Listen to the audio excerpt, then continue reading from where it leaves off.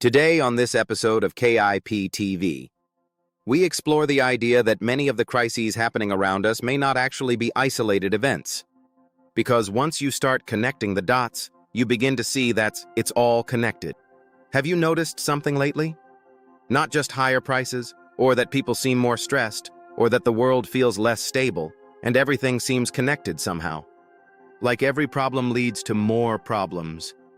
Energy, food, housing, AI, inflation, wars, job losses, mental exhaustion.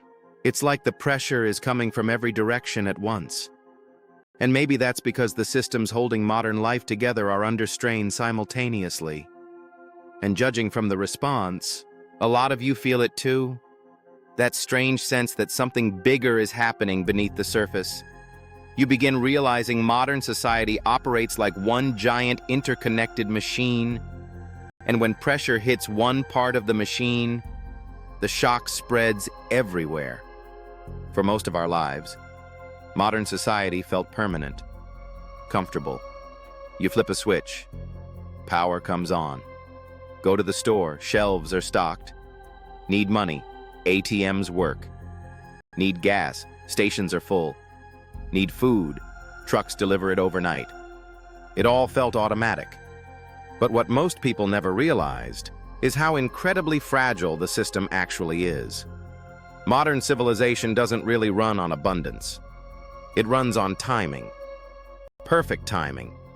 Millions of trucks, ships, warehouses, computers, power stations, workers, algorithms, supply chains, all synchronized constantly.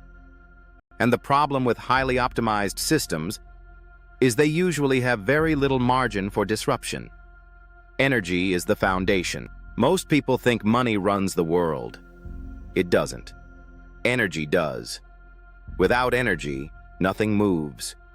No trucks, no food production, no internet, no hospitals, no factories, no AI, no refrigeration, no modern civilization.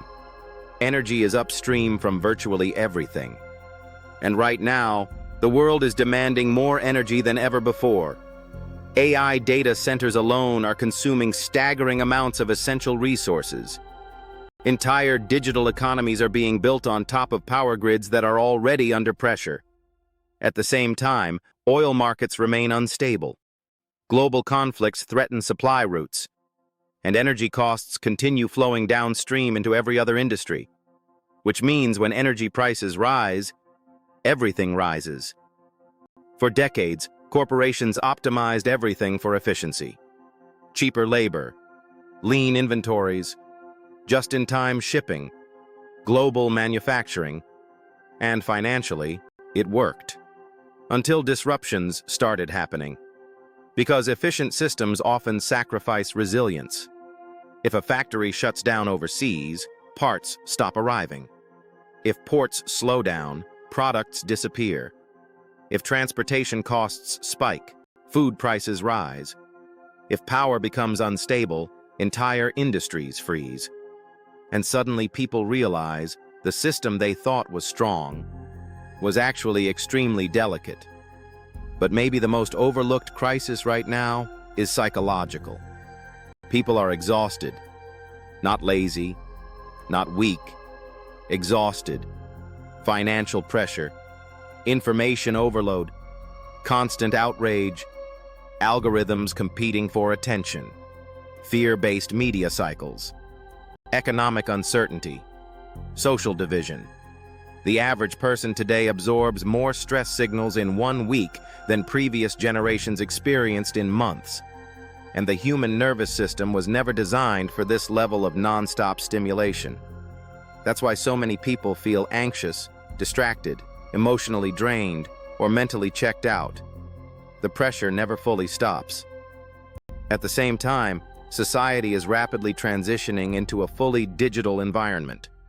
Digital banking, digital identity, digital commerce, AI systems, automation, cashless payments, algorithmic decision-making. Convenience is increasing rapidly, but so is dependency. Because the more centralized and digital systems become, the more vulnerable people become when those systems are disrupted or attacked, and whether people want to admit it or not, control often follows convenience.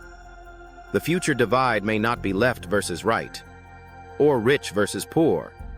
It may become prepared versus unprepared, adaptable versus dependent. Because the people who understand what's happening can position themselves differently. They learn practical skills, reduce unnecessary debt, build emergency reserves, protect their health, strengthen local community, diversify income, become harder to destabilize. Meanwhile, people waiting for everything to go back to normal may be waiting for a world that no longer exists. And maybe that's the real message here. Not fear, not panic, awareness. Because once you recognize that modern crises are interconnected, you stop reacting emotionally to every headline. You start seeing systems instead. You start asking better questions. You start preparing intelligently instead of living blindly.